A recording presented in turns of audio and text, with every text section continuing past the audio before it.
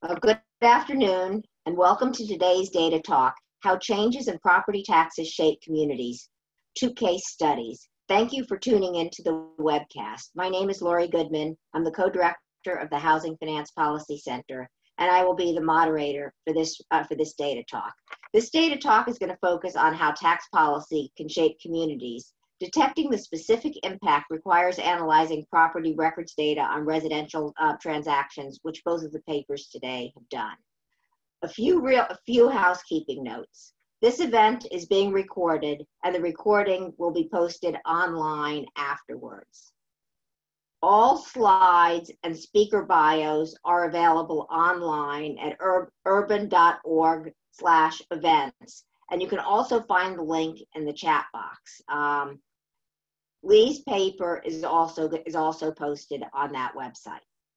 All participants are muted, but we encourage you to send questions or comments in the Q&A box at any time.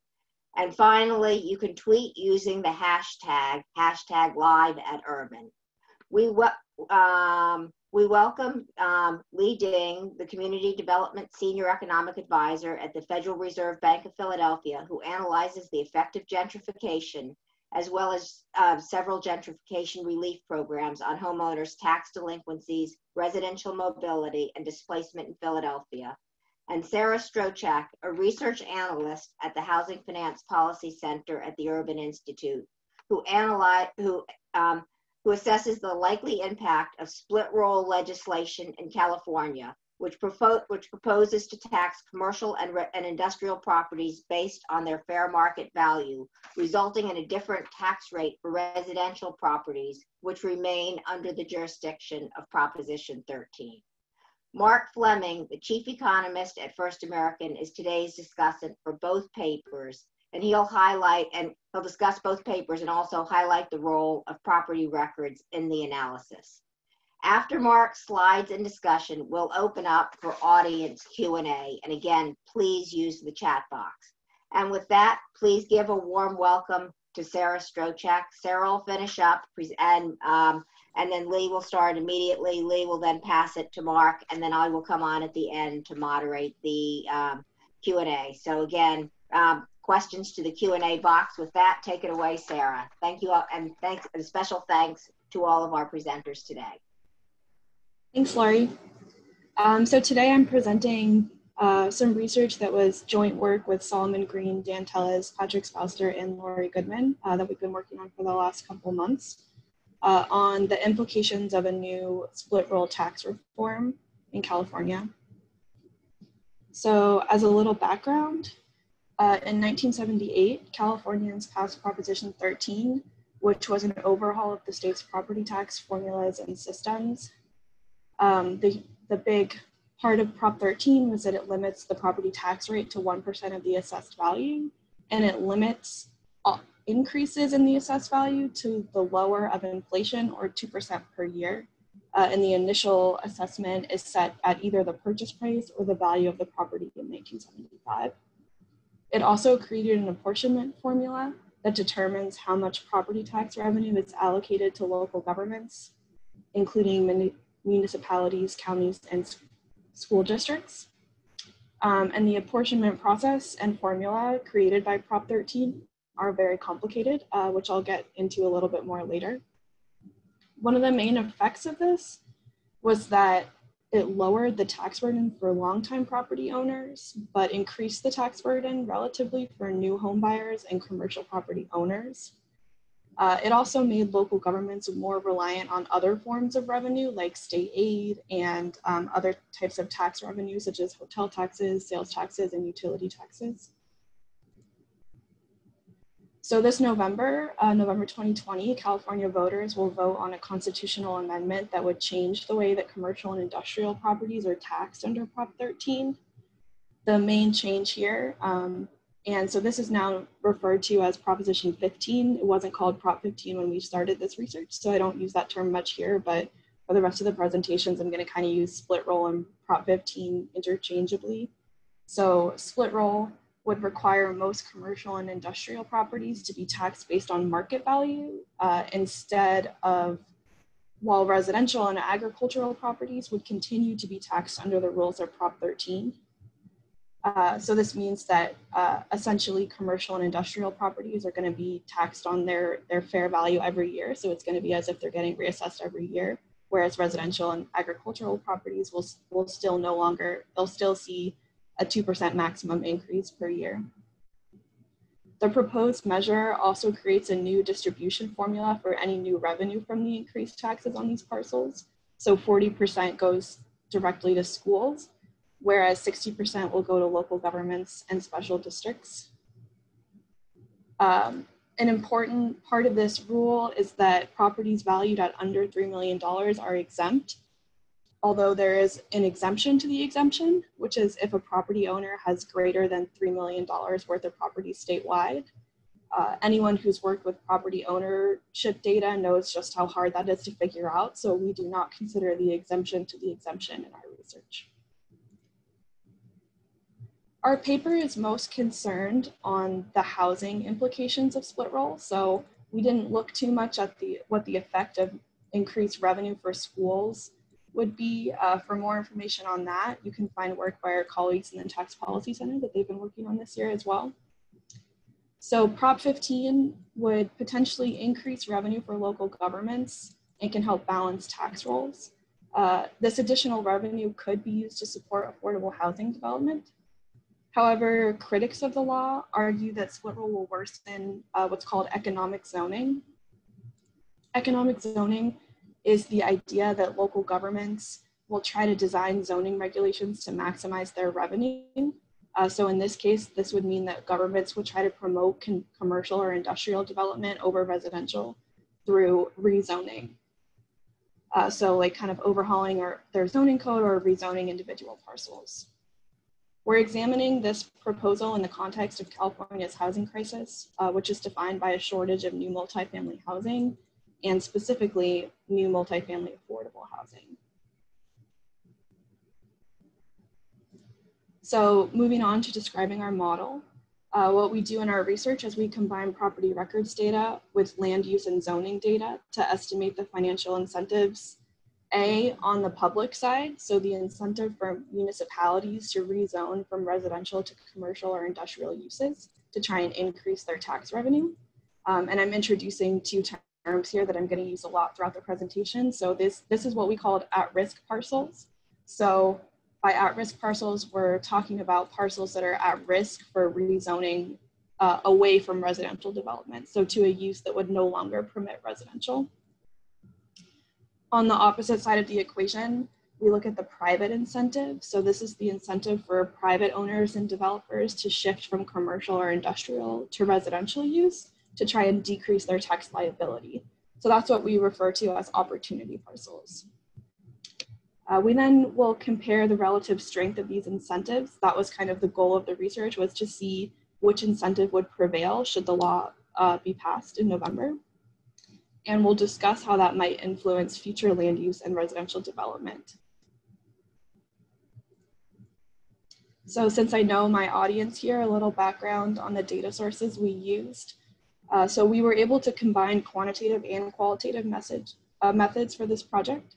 So we interviewed state and local stakeholders to help design the model, and that really helped us to ground our model since there's a lot of different assumptions that had to go into this. So this is how we went about verifying some of our assumptions for the model. We then collected apportionment ratios for each case study city to determine how much additional revenue a municipality actually keeps for each dollar it collects. And this was no easy task. So huge thanks to my co-author, Dan Tellez, who spent a lot of time with the California State Controller's website to figure this out.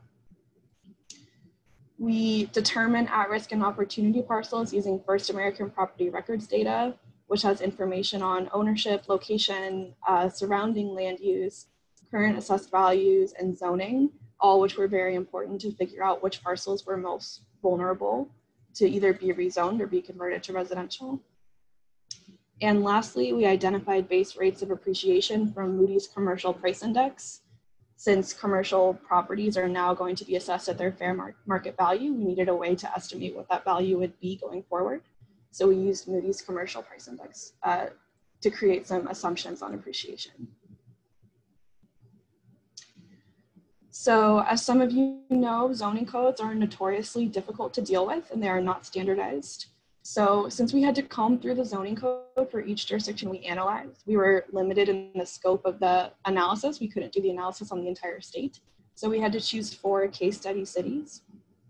We tested all jurisdictions in California for data quality first. So the city had to meet certain standards for which variables were available. And they also had to have at least 30,000 housing units so we could ensure that we had a big enough sample to analyze.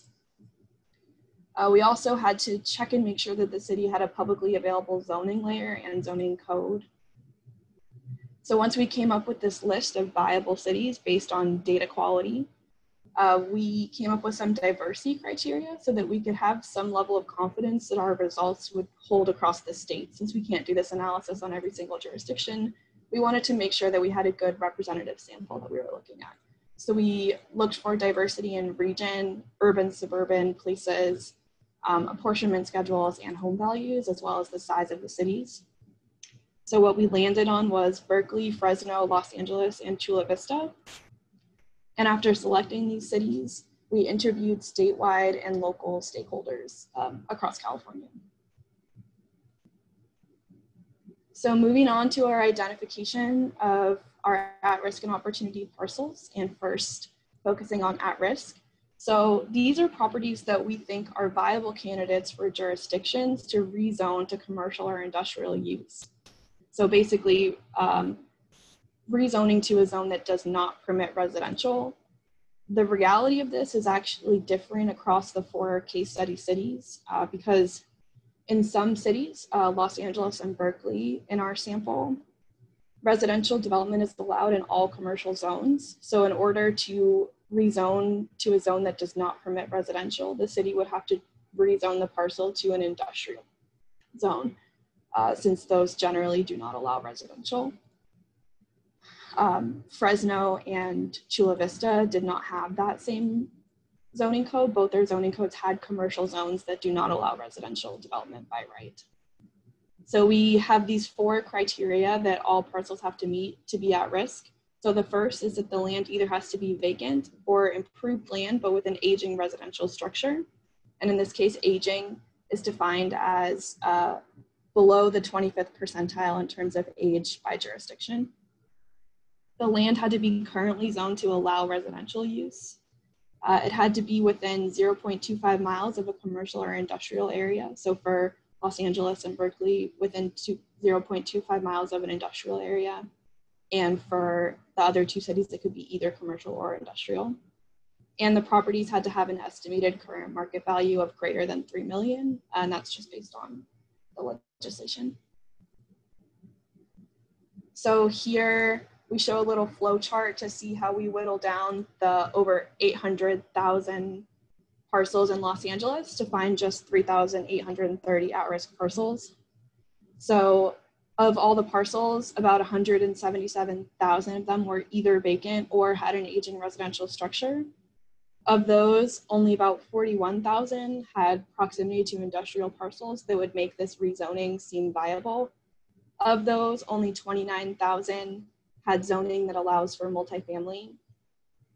And finally, of those 29,000, only 3,830 of them had a predicted market value over $3 million.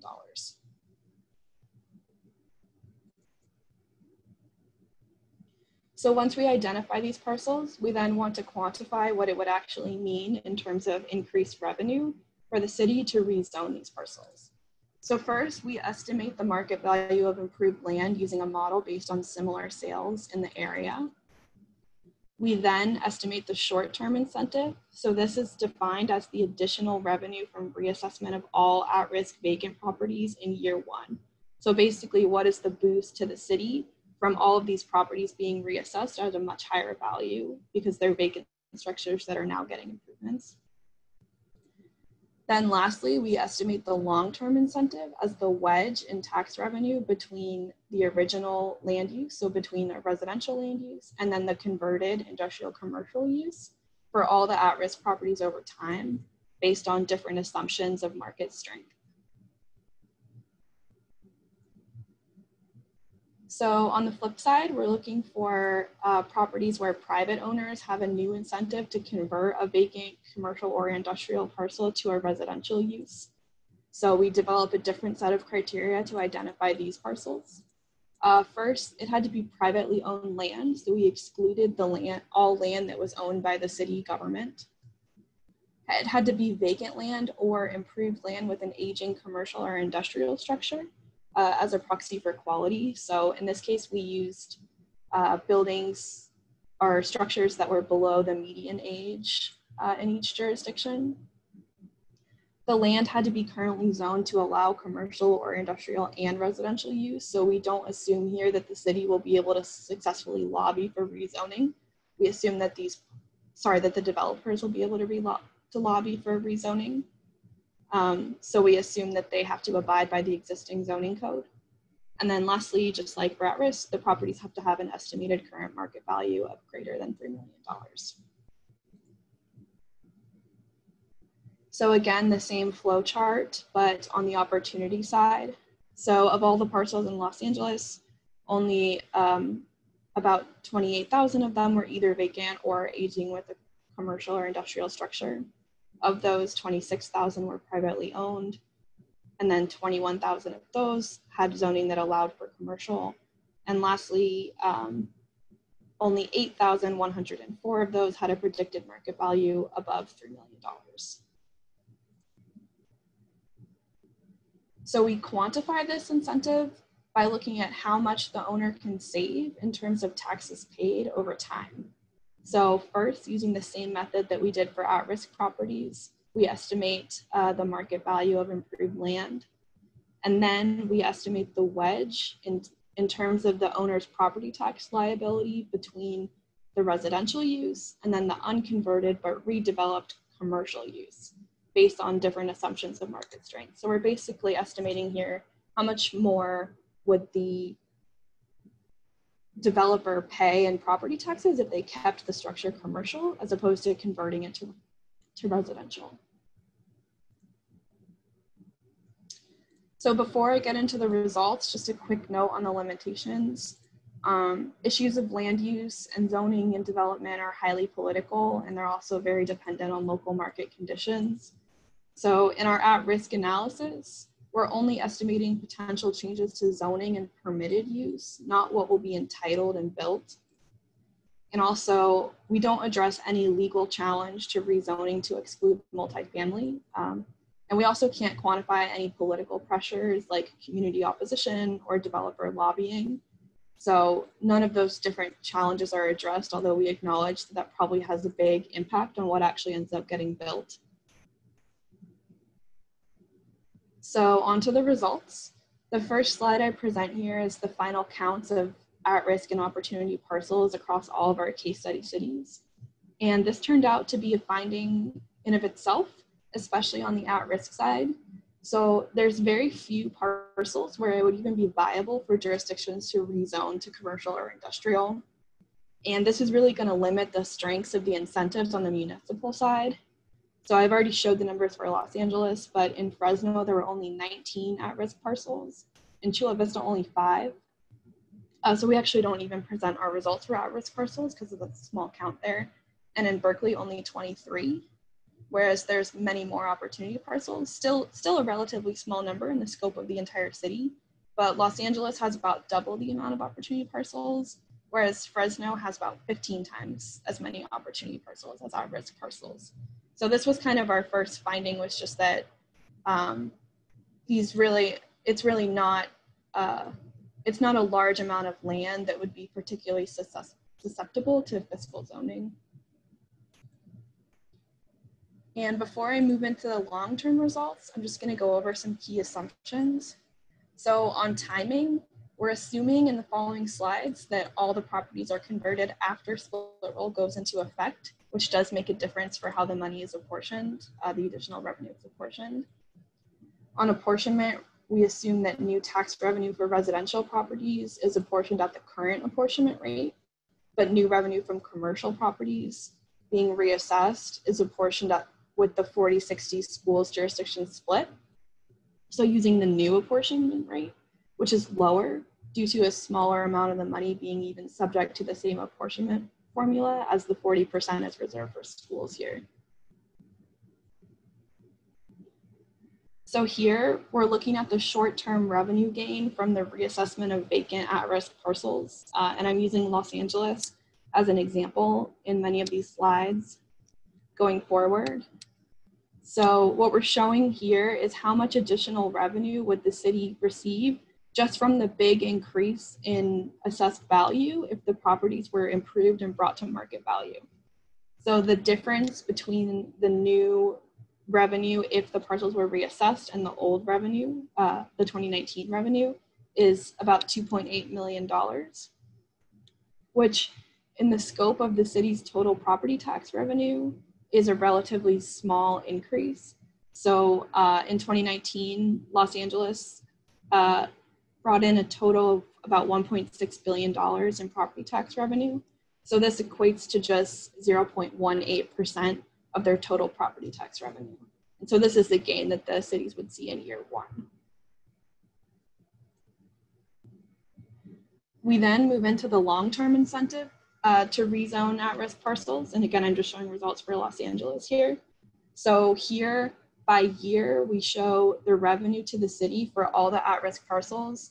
And here we are using their reassessed value. So if they were assessed at market value, but in one column, we show if the property remains residential, as opposed to the other column, we show how much revenue the city would get if the property converted to commercial. So it's a little bit counterintuitive here that in year one, the city's actually going to receive $12 million less in revenue from the commercial properties, but that's because that this increase in revenue is subject to the new apportionment formula. So even though this amount is going to increase faster over time, they're seeing a smaller share of additional revenue. I also here I'm using 3 different scenarios, so low, medium, and high growth. A low growth scenario assumes a 2% appreciation rate, which is the same rate that taxes are permitted to increase under Prop 13. So you'll see that in the low growth column, the revenue on a commercial property will never catch up to the revenue on a residential property. And that's because they're appreciating at the same rate, but the jurisdiction receives less per additional dollar of taxes paid.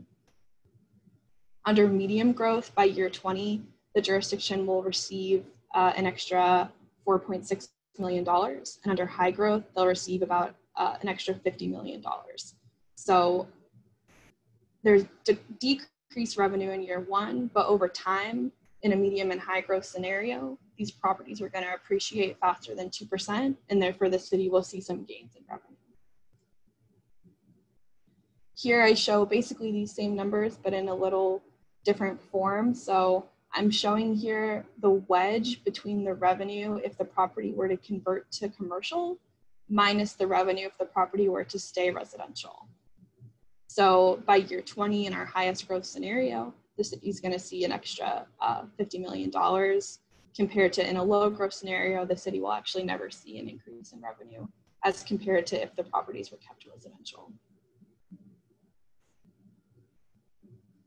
So to put all of this in context a little more, here we're showing the change in revenue as a share of the city's annual property tax revenue.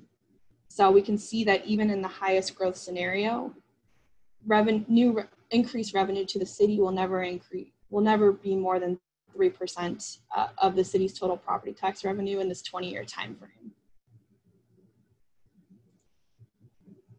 So moving on to the opportunity parcels, here we're trying to measure how much tax savings are going to be accrued on the private side if they convert their property to residential. So if their property is converted to residential, this means that their taxes will never increase by more than 2% a year. Whereas if they keep their properties commercial, they'll be appreciating at the market rate of appreciation. So in this graph, I'm showing taxes paid on a residential structure as a share of taxes paid on a commercial structure. So under a low growth scenario, these will be exactly the same because they both increase at 2% a year. Under a medium growth scenario, by year 20, taxes paid on a residential property are going to be about 76% of those paid on a commercial structure of the same value in year one, whereas in a high growth scenario, that number is going to be about 51%. So the tax liability will significantly change based on the land use. And here I'm just showing this in the actual numbers in terms of what the tax savings are. So in Los Angeles, under a medium growth scenario, by year 20, the owner will see a savings of $367 million from converting to residential. And under a high growth scenario, that number will be 1.1 billion. So just to quickly compare these incentives side by side, because that was our initial goal of the research, was to see which incentive was likely to be stronger. We see that the opportunity benefits in all three cities are considerably higher than the at-risk benefits. And that's especially true once you consider the giant scope of a city's budget and how small the increases to additional revenue. These results here are using a medium growth rate scenario. So in all three cities, the opportunity benefits are an order of magnitude higher than the at-risk benefits. I'm going to wrap up here with some key takeaways. So across cities, there are very few parcels that are even viable for conversion from residential use to industrial or commercial. So a lot of opponents to the law, to this proposition, were against it and on the fact that cities would want to engage in fiscal or economic zoning. And we find that the opportunity for cities to even increase their revenue by doing that is very small. And the gains are small in context of a city's budget.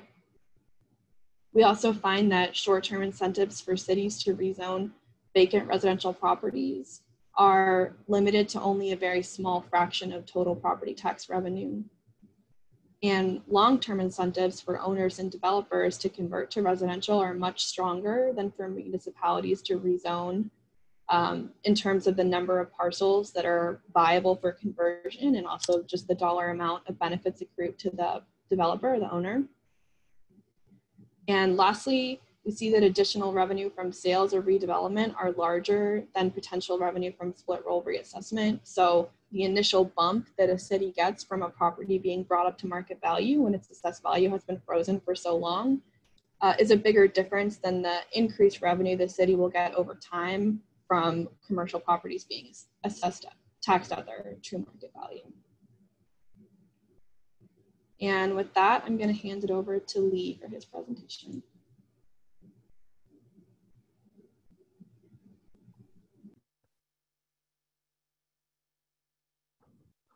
Okay.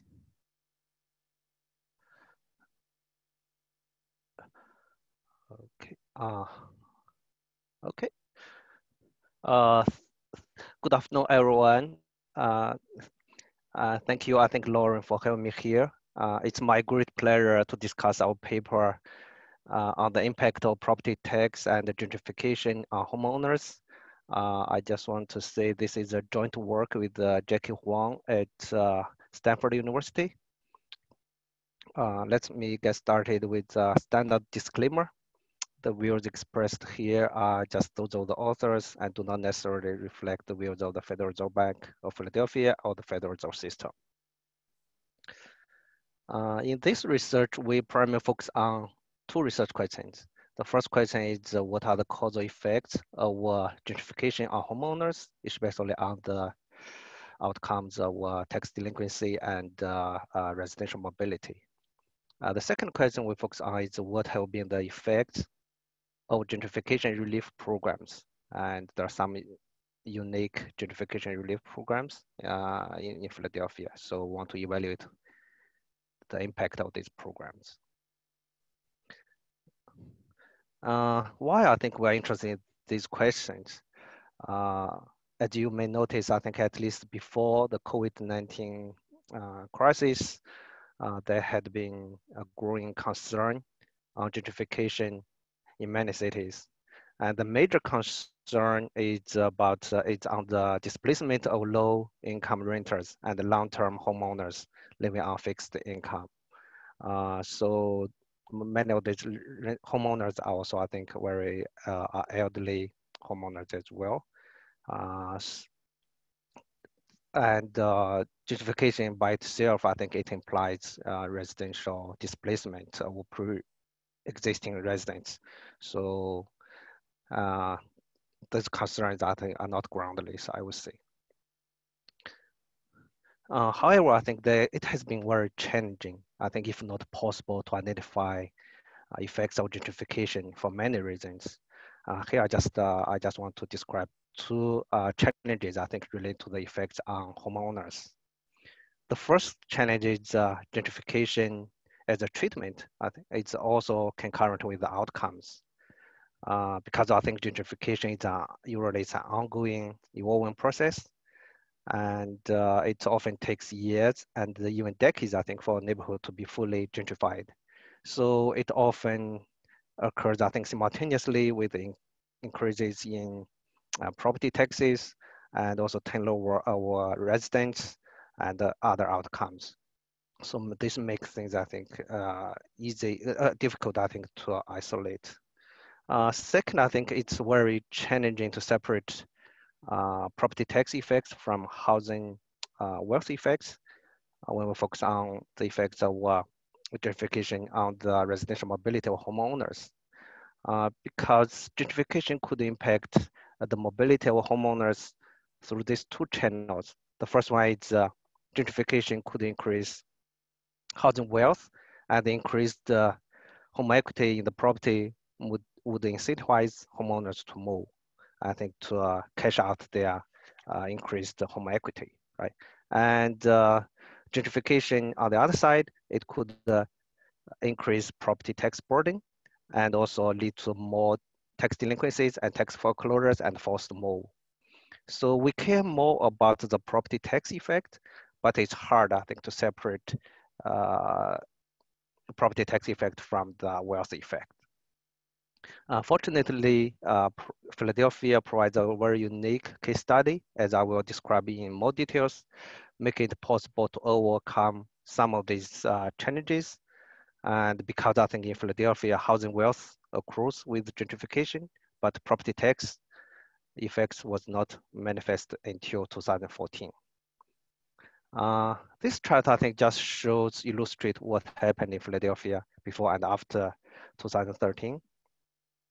As you can see, before 2013, the average assessed value for owner-occupied properties in either gentrifying or non-gentrifying neighborhoods remained largely unchanged for decades, even though the house price went up and then went down before and after the subprime crisis. The assessed value used in property tax calculation as a result, I think, did not reflect the actual market value. Actually, one study suggests that the assessed value listed on tax bills in Philadelphia were on average about 60% lower than the true market value. This is a problem because until 2013, Philadelphia had not conducted a comprehensive reassessment of market value for properties in the city since 1980s, except I think the new constructions, most properties were not assessed, I think, during that period. So for properties in gentrified neighborhoods, gentrification increased homeowners' housing value, but did not affect their tax burdens before 2013. And as a result, Philadelphia is less reliant on property taxes compared to other major cities. And the tax delinquency rate in Philadelphia was quite high. It's almost, I think, 1 in 5 were delinquent on their property tax at that time. But in 2013, the city adopted a comprehensive tax reform called Extra Value Initiative. So that's, I think, I call it AVI, I think, from now on, which took effect in 2014. Based on the AVI, the city reassessed the market value of all properties in the city and making tax assessed value closer to the property's market value. And also the AVI is claimed to be revenue neutral. So it increased property taxes for some properties while decreased taxes amounts for others. So this I think generated significant variation in property taxes instead of a uniform increase across all properties. If you are economists, I think this will be this kind of exogenous shock or AVI, and will create a great opportunity for us to use the difference model. It make it possible for us, I think, to identify the effects of gentrification on homeowners' tax payment behavior and residential mobility through the channel of local property taxation. This, I think, this chart summarizes, I think, the model. That basically we use, I think, the difference model to compare changes in tax delinquencies and the residential mobility before and after the adoption of AVI for homeowners in gentrifying and non-gentrifying neighborhoods. In the model, we control for neighborhood fixed effect as census tract. I will also control yearly dummy, and the interaction of the treatment variable gentrification and the post AVI dummy, I think, captures the effects of gentrification. Of course, I think it if you look at a different perspective, the treatment is AVI itself, and it captures how AVI would impact gentrification, gentrifying and non-gentrifying neighborhoods differently. But it could also be considered as gentrification together with several tax relief programs on tax delinquency and displacement outcomes. Yeah, and we believe, I think, this model help us, I think, to unpack the effects of gentrification on homeowners through the channel of a property tax. Because I think for renters, it's very straightforward. It's primary, I think, for small or displacement of renters are because of eviction, because of landlord harassment or rent increases. But for homeowners, the property tax increase will pose a liquidity problem for vulnerable homeowners. That leads, I think, residential displacement. And our model will allow us, I think, to test this channel empirically, and how the increased assessed value leads to increased property tax delinquency and leads to forced moves among homeowners. The second question we focus on is the effects of tax relief programs. Actually, I think along with the AVI, two major programs were adopted to mitigate tax increases on owner-occupied properties and for long-term homeowners who are likely to face a sharp increase in property tax bills after the reassessments. The first one is it's a standard homestead exemption program.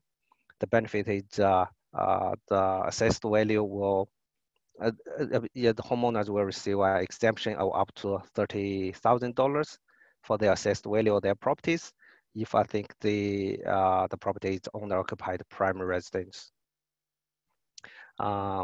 It's quite standard, and of course, later on, the exemption increased from $30,000 to $45,000. Another one is the long-term owner occupants program. This is quite unique. I did not see this kind of program in many other cities. In this case, I think the benefit of this program is the property's tax value will be kept for 10 years, but later on, it's I think the property tax value is kept for for indefinite time, almost, I think, as long as homeowners remain eligible.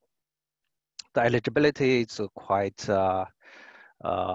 I would say broad, as long as your income is low and moderate income, that's below 150% of area median income. In Philadelphia, that's about $145,000 for a 4-people family, and most people could qualify, right? And at the same time, there's also a 10-year, there's also another requirement, is you need to live in the home for about 10 years. And also, that's quite unique. The third one is quite unique. It's the assessed value should increase by 300% or above in 1 year. That's primarily happened, I think, from 2013 to 2014 when AVI was adopted. Later on, that I think threshold was lowered to 50% or more, I think, in later years. So in that case, once you meet this criteria, primarily, I think those are low income and moderate income homeowners, long-term homeowners, then you will receive, I think, this benefit. So in this study, we also evaluate the effectiveness of this program, these two programs. Here, I just want to provide the illustration about the tax system. Under the AVI, the city changed the way that individual assessments are used to calculate tax bills. Before 2013, the city levied taxes on only 32% of a property's total assessed value. And the tax rate was about 9.771% as of 2013. Therefore, for property assessed at $100,000, the tax bill would be about 3,130. So the AVI changed this fractional assessment system so that 100% of the property assessed value is used to calculate tax bills. So the property tax rate was also lowered to about 1.34% in 2014. If I think in this case, if the property's assessed value remains the same, it's still $100,000, then the new property tax will be about 1,340. That's a decrease about 57%. But actually, the assessed value went up a lot. I just show you another two examples. In this case, I think property one was in a gentrified neighborhood. The property tax, the assessed value increased by 400%, increase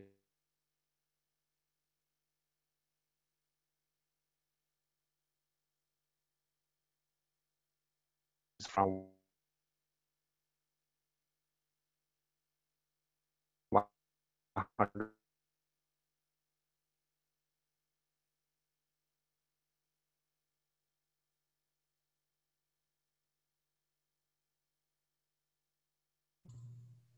Hi, Lee, I think you're frozen.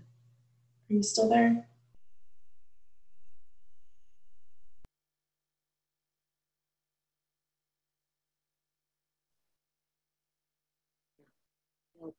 When you're frozen, try turning off your video and just leaving your audio on.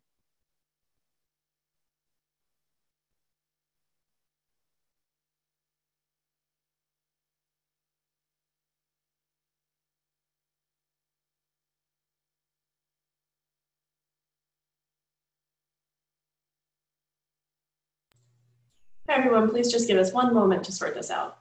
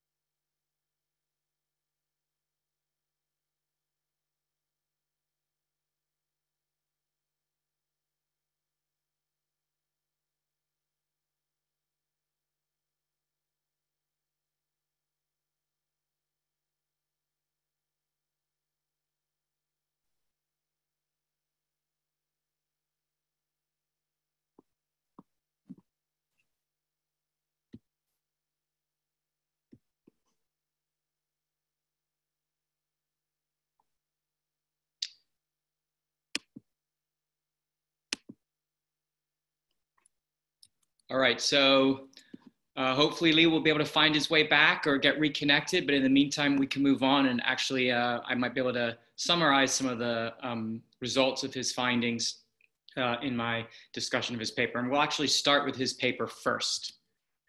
There is obviously this unique opportunity in Philadelphia with this actual value initiative, or AVI, that happened in 2013 with the overhaul, particularly because, as Lee suggested, they weren't reassessing property in any way. It's, you know, Sarah talked about Proposition 13. This was almost worse than Proposition 13. The assessed value of your home was basically set to the market price, you know, when you bought it, and it essentially didn't change for, in some cases, decades. One exception to that was new construction. So they would sort of reassess to market with new construction. And Lee showed in his slide that you could see some of that very, very slow rise in the assessed values, even though house prices were going up, was probably driven by that new construction process, sort of modestly increasing the assessed values across the whole entire stock. But for the vast majority of homes in both gentrifying and non-gentrifying neighborhoods, you know, there was really a very, very low tax base. And so this does provide this great exogenous shock opportunity, as well as Lee said, with this testing of the policies, because there was clear recognition that, you know, you have these neighborhoods with people whose homes have not been reassessed for 20 years. You know, they're paying significantly below market level taxes, whether it's, so they created this LOOP program very specifically. The homestead exemption was already there, but the LOOP program very specifically to target that sort of person who is at most at risk of what Lee refers to as that sort of liquidity effect, where they're on a fixed income, their tax bill doubles or triples or more, and they just can't make the payment. And it's basically, there's an involuntary move happens through tax delinquency. Again, great opportunity to be able to test the effectiveness in that. And that's a really good aspect of this paper. One of the things that I noticed in reading this stuff is that, you know, there's this challenge of trying to separate the renter from the landlord. And when you're using public records data, it's not necessarily that clear, you know, whether it's rented or owned. And the most common way that you identify this is by looking at the tax records themselves, the tax roll, and compare the mailing address to the situs address. The presumption is that the landlord is not going to have the tax bill for his home sent to his renter. He's going to have it sent to wherever he lives. Whereas the homeowner, those two addresses would be the same. Relatively straightforward, you would think. The challenge is that in most cases, when public record data is provided to the user, if you will, from the large providers, us, CoreLogic, Black Knight, whoever else, is that you will see the recordation. So the event of the sale, the recording, sale price, sale date, buyer name, seller name, the deed of trust if there is a mortgage on it. And they will have all these property characteristics, all this zoning information that Sarah was referring to, all this land use information, and this owner occupancy flag that is driven by this comparison of mailing address to situs address. And you might think that, oh, if the occupancy flag is set to, absentee, then this person must be buying the home in order to rent it out. In other words, the buyer is intending to be a landlord. The problem with that is it's not actually the case, because all of that data comes from the tax roll, and that's appended to the recorded transaction.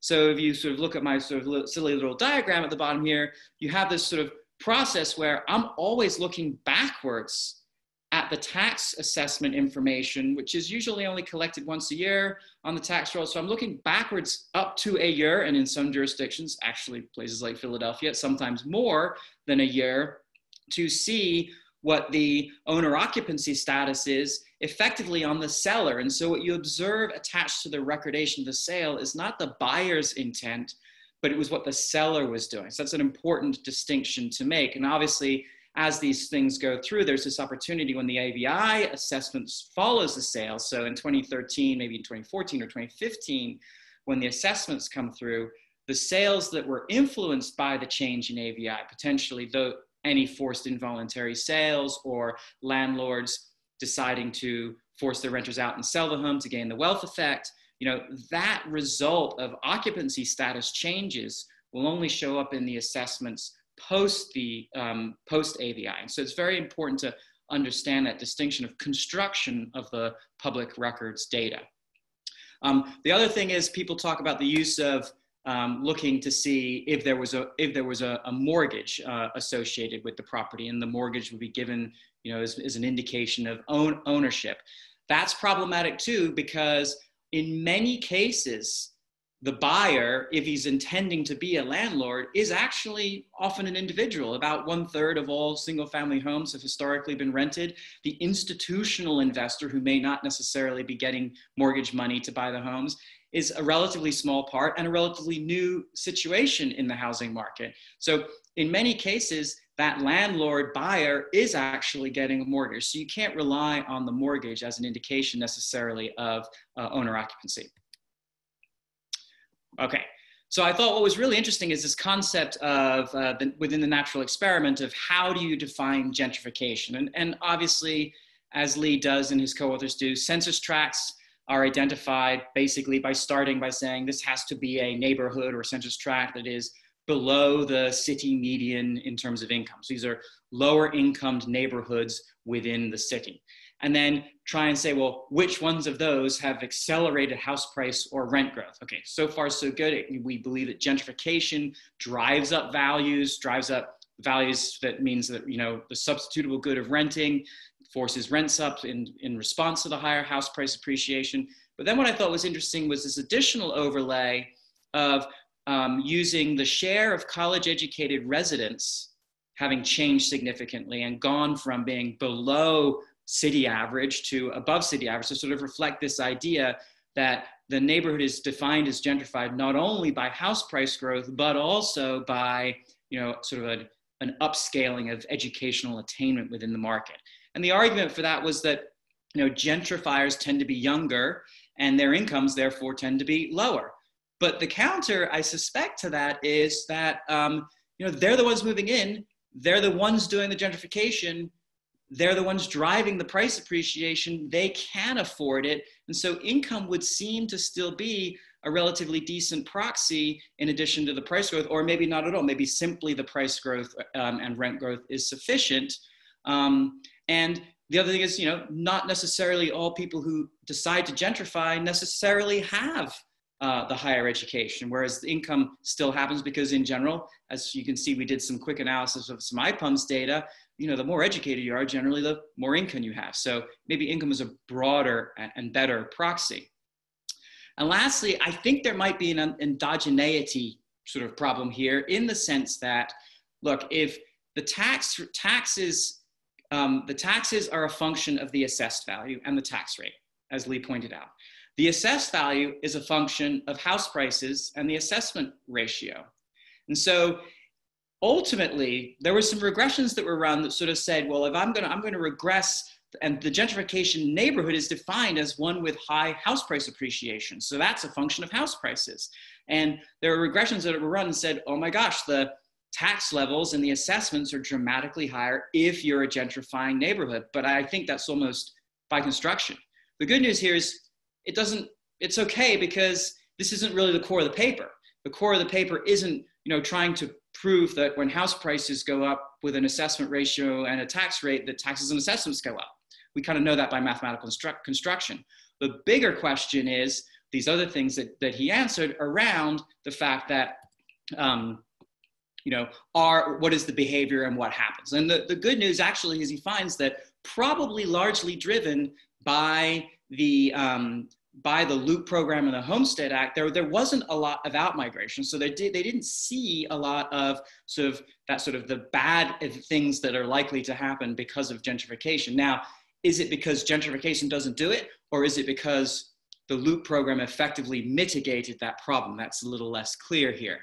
But one of the most interesting things I found is that they note that there's an increase in the volume of sales leading into the now known implementation of the tax changes, and then a big drop off afterwards. And, you know, Lee and his authors very politely say that the sharp increase in taxes in the gentrifying neighborhoods reduces demand. And then they make the point that, you know, demand was actually spiking up prior to it.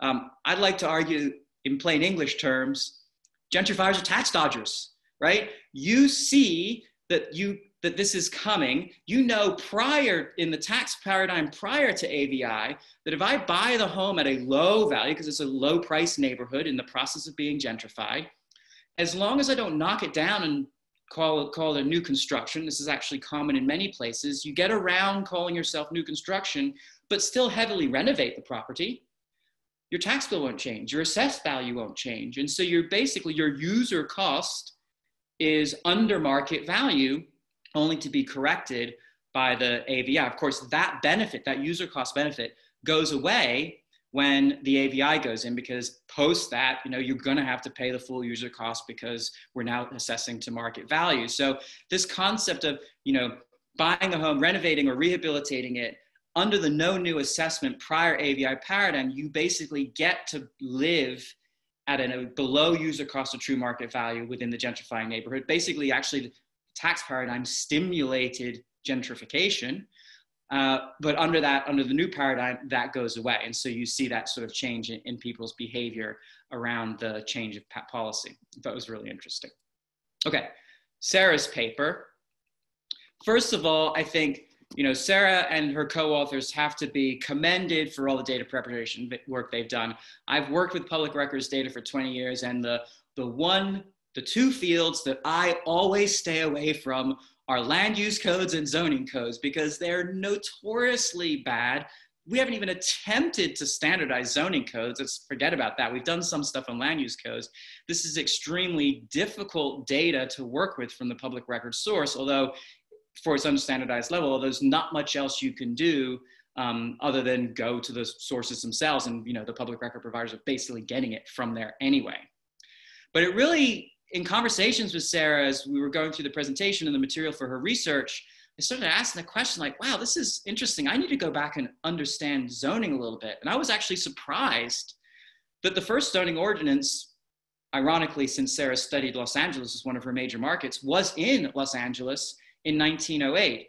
And they clearly did this separation of districts into two primary uses, residential and industrial. And prior to that, most cities as they grew was this huge hodgepodge. There was no zoning. Everything was all over the map. There's some pictures I show you on the right that I got off the web. It shows, the big mess of sort of everything commingled together. But the 1908 Los Angeles zoning said, hey, look, dangerous businesses and odorous land uses. I love that term, like slaughterhouses and tanneries. Okay, that's pretty odorous. We're banned from being in residential areas. And oh, by the way, if you ended up being in one of those residential areas after the zoning was enacted and you had to move, you got to pay for it. There's no taking stuff that came later in the 20th century. Additionally, I thought very interesting, given the time we live in today, that there was a prohibition of laundries. Now, laundries maybe not as bad as tanneries and slaughterhouses, but laundries were also prohibited from residential and forced to be in industrial use areas. But at the time, Los Angeles were dominantly owned by Chinese residents or citizens. And so there's some research that's been done to say that this is where you begin to see sort of race-based zoning happening. And in fact, it didn't take very long. Most of the 19-teens, many cities actually explicitly attempted to create zoning regulation based upon race. Ultimately, most of that, or ultimately all of that was struck down at various levels of the courts, although in practice, obviously, took much longer time to catch up. And some could certainly argue that we're still dealing with those issues today. The other thing that I discovered in my research around zoning was that, wait, there's all these different types, and there's one called Euclidean. You think of it as a straight line, but it's really predicated on this idea of separating into classic sets of uses. And these districts, we all know and love them because basically it's the most common type of zoning in the United States today. Residential, single family and multifamily, commercial, industrial, and commercial sometimes is split into different levels of retail. And this typifies the zoning in many cities. But one of the interesting things is it's got this, in many cases, has this feature of what we would refer to as like backwards compatibility. That is, things tend to, over time, be zoned, in lower levels or lower densities, like residential single family, then multifamily, then lower density commercial and or industrial. There's sort of a split with industrial, but the density particularly of the residential stack and the commercial stack is higher and higher and higher over time, but they don't de-zone your ability to be one of the prior ones. And largely it's because, you are a single family home, and then they come and zone you as multifamily, or in the case of, that Sarah was articulating, you could be multifamily property or single family residential close to commercial. And so we're going to upzone you to commercial, but we'll still allow you to be zoned and stay in a use of residential. It's just giving you the opportunity to change your status. And so that feature, that backwards compatibility of zoning, I think, is what allows some of these dynamics that Sarah was talking about in her paper to happen, because the higher levels of uses always tend to have the lower ones still available for them.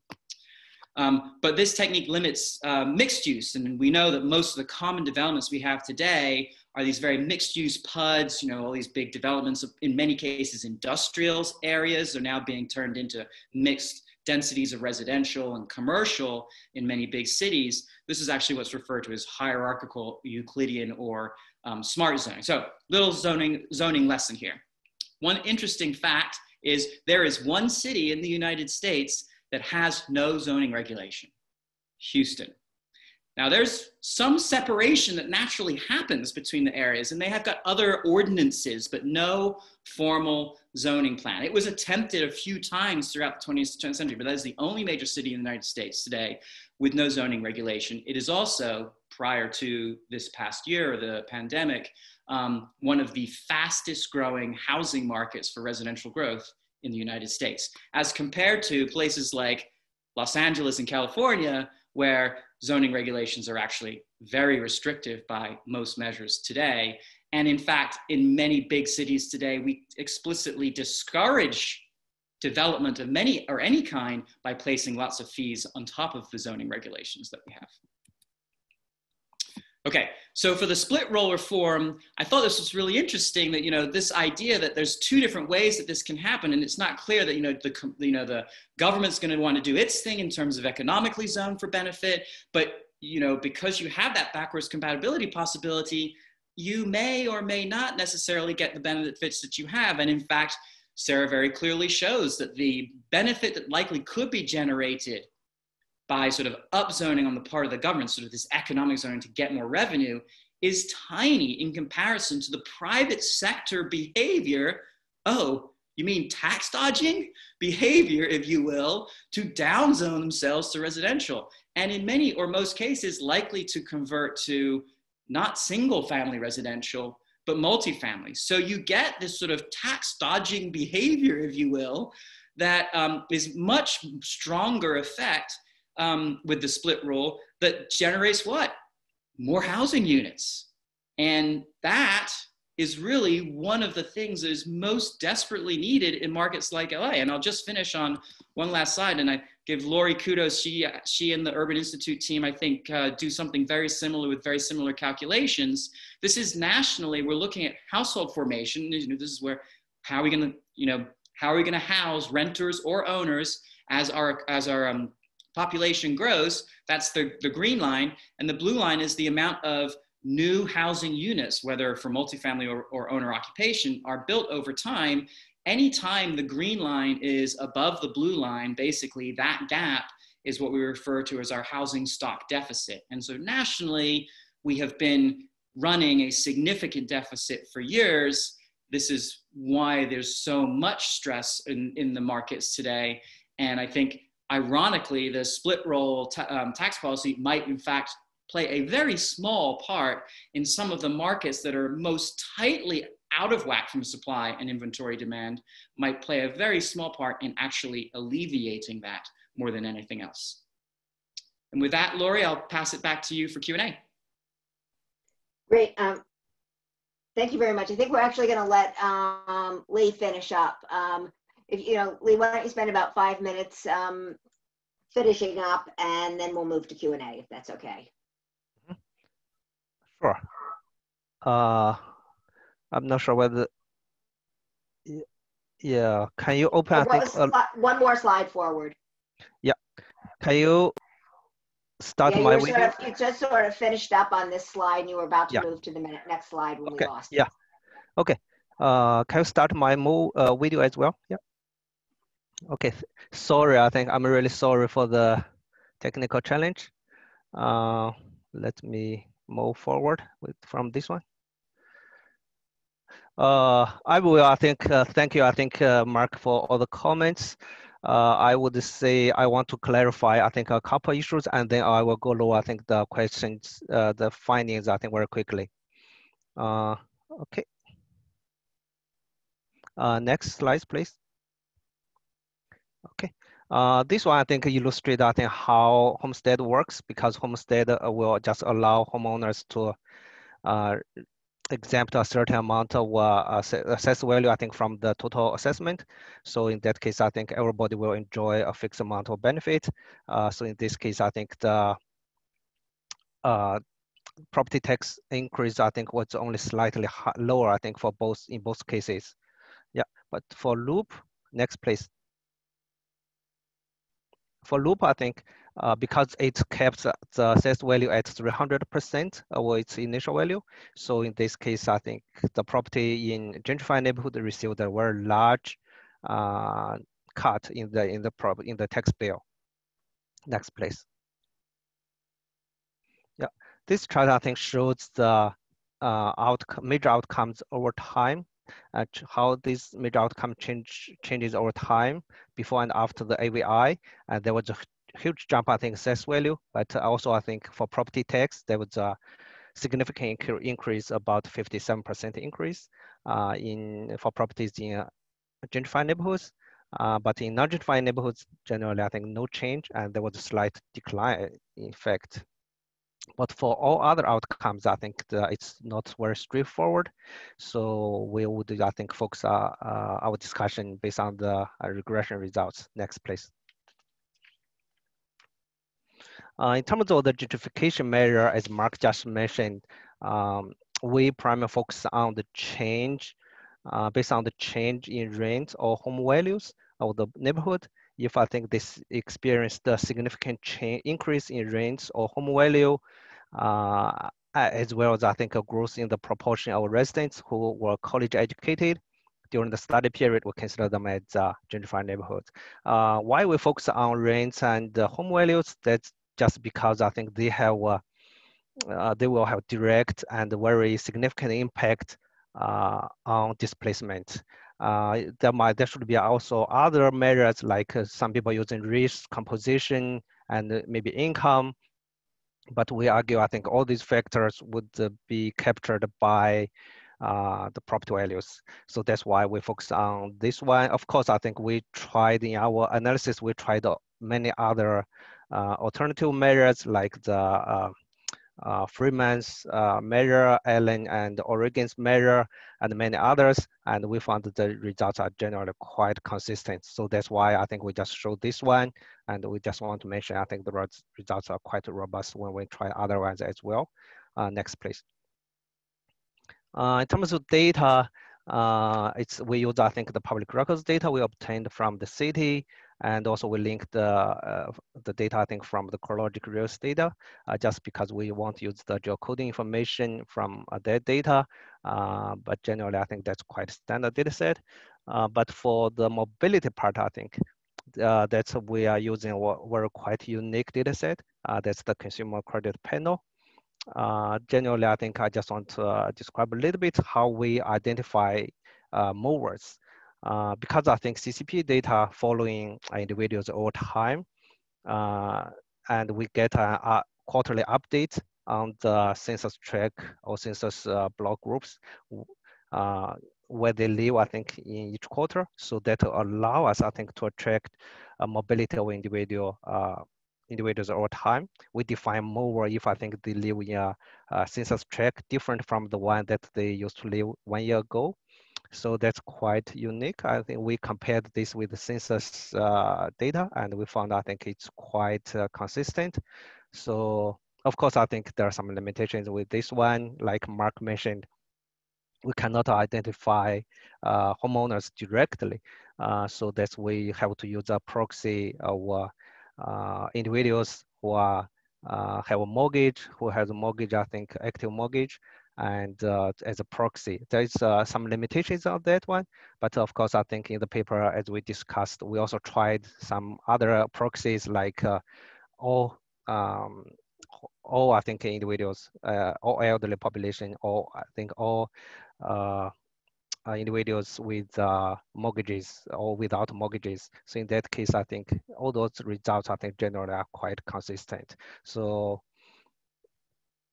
that's I think this data on the data part. Yeah, next slide, please. Yeah, here I think some results. We found I think very as expected. I think gentrification leads to a significant increase in assessed value and tax amount, and on average, I think property in gentrified neighborhoods experienced a significant increase, about $540 in tax amount after AVI. And for the neighborhood we experienced more intense level of gentrification, the increase was even larger. Next, please. And also, I think for homeowners, we care about, I think, when the property tax increase, whether they have difficulty, I think, to make their tax payment, especially for liquidity constrained homeowners, they may become tax delinquent when the increase is significant enough. So regression results, I think, confirm there was a significant increase, about 4.1 percentage point increase for homeowners in gentrified neighborhood, and that's also a significant increase in new delinquencies as well. Next, please. Yeah, and the increase in property tax could force, I think, vulnerable homeowners with liquidity constraints, I think, such as those homeowners rely on fixed income, and also I think those homeowners with insufficient liquid assets to move out. So in this case, we focus on elderly residents and also long-term residents. And we generally found significant consistent evidence that these vulnerable homeowners in gentrified neighborhoods, they did not experience a significant change in the probability of moving out after the AVI. So we interpreted this as there has been no significant evidence in support of the high rate of mobility for long-term homeowners after the adoption of AVI. Next, please.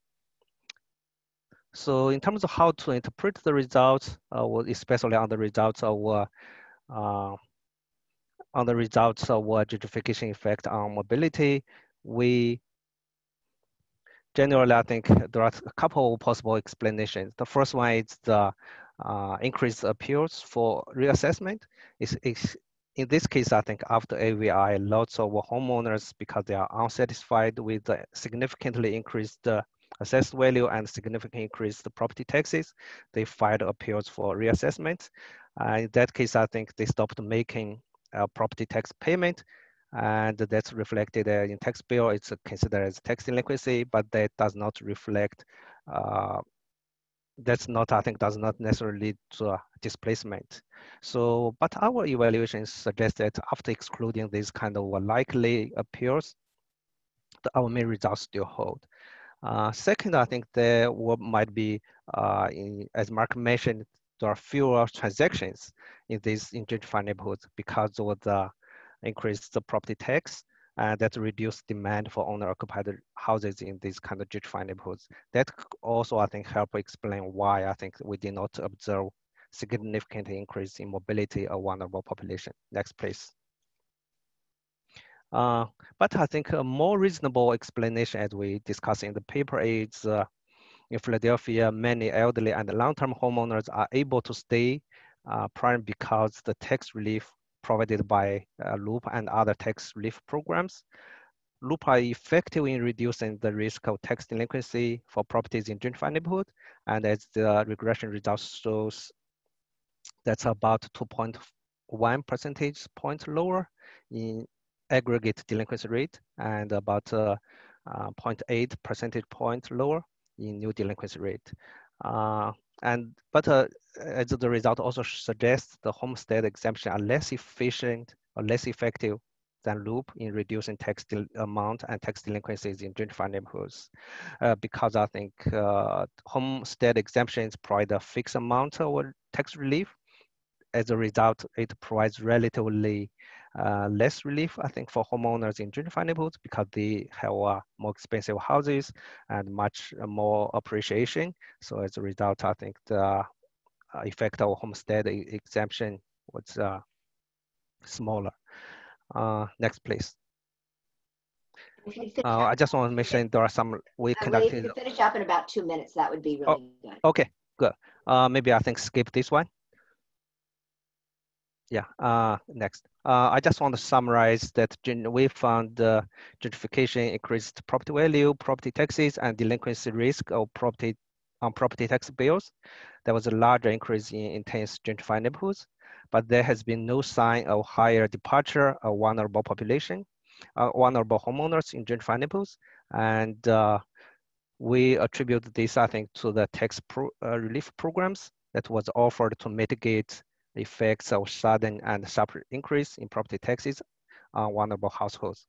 The next, please.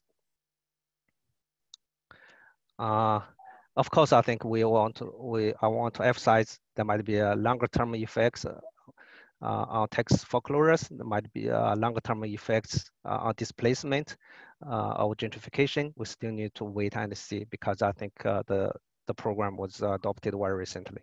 Thank you.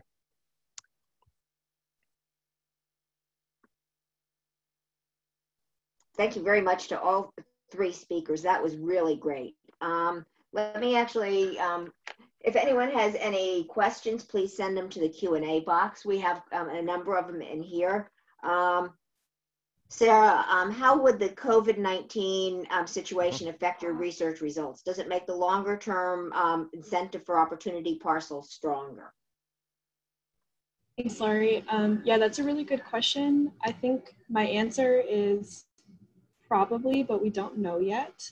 There's just so much unknown going on still. I think there's an interesting question about office space, and I think it's something that Laurie said to me the other day, which is that it seems like there's going to be less people in offices, but also more space per person per office. So it's not totally clear yet which way that dynamic is going to balance out.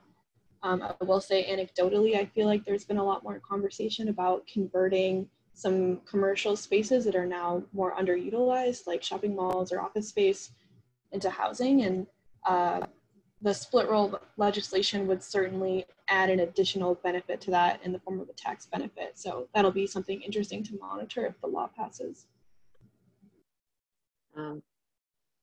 Thank you very much. Question for you, Lee. Lee, did you show that the pre-trends and your difference in different models were similar? Or can you show that? Yes, can you hear me? Yeah. Yes, we did, I think, test, I think, the pre-trained from all the variables, all the outcomes. And we found, I think, there's no significant pre-trained for most outcome variables except the sales, property sales. As Mark mentioned, I think before the formal adoption of AVI in 2014, the transaction, the sales, I think, increased slightly in 2012 and 2013. So people, I think, in gentrified neighborhoods started to sell their properties before the AVI. There was slightly increase there, but we exclude, I think, these 2 years in the regression, and we did a robustly check. The results are quite similar. And then another question, what portion of Philly revenue relies on real property taxes? Do you happen to know that? I need to get back, I think, to you. I don't have the exact number for now, but I would say in our paper, I think we mentioned in compared to Chicago, compared to DC, the property tax, I think, per person is much lower in Philadelphia. And then was the amount of total property taxes, another question, was the total amount of property taxes paid within Philly in the years before and after AVI about the same? Or we did not double check, but it is claimed to be revenue neutral. As you can, we checked, I think, for about almost half of the properties. Actually, I think they experienced their property tax actually declined, I think, after the adoption of AVI, especially in these poor neighborhoods. So that, I think, but of course, I think over time, because the tax rate has been increased after AVI, overall, I think the property tax has been has been, the revenue from property tax has increased for the city. And then, Sarah, another question for you. How did you or could you validate the categorization of at-risk parcels? That's a good question. We actually had workshops last week with city officials from 2 of our cities, so Los Angeles and Fresno. We weren't able to do this with all the cities. And they generally seem to agree with our identification strategy. It was a daunting task at first, given that we weren't intimately familiar with these case study cities like we are when we do work on DC communities. But we did our best to try and map out the parcels, and then we were really explicit with laying out our criteria for state and city officials to see if they thought that this was kind of a viable model. Thank you. And actually, I have a question. And Lei, you answer it, and then I'm going to. And then if Mark wants to jump in behind you, based on the study in Philadelphia, would you recommend the adoption of tax relief programs like the Loop in other cities? I would say that's really, I think some things, I think is the situation in other cities might be quite different, because as you can imagine in Philadelphia, there was no assessment, I think, for decades. So in that case, I think Loop was designed for this kind of huge increase in assessed value. But in other cities, I think gentrification might be a gradual ongoing process. So, but I would say that it would be great, I think, to see something similar to Loop. Of course, the threshold might be different in cities, I think, experiencing rapid gentrification. Because that will protect these kind of more vulnerable homeowners, I think, from the expense shock.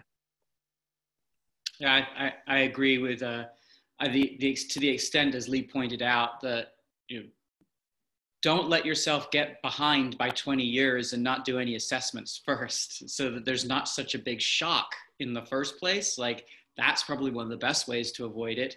Mm-hmm. Not to mention, the question on how much tax revenue was collected. I actually grew up in the Philadelphia area in the 80s and 90s, and Philly wasn't a very nice city to go to. And I kind of wonder, I mean, I lived in the suburbs, but I kind of wonder if part of that might have been because they didn't have as much money as they could have had, because they weren't, they weren't getting the market level of taxes out of everything. So I think the first thing is to, not let yourself have that big shock. But that said, even if it's a slow progressive process, it's pretty clear, an elderly family probably owns the home outright in many cases in these neighborhoods.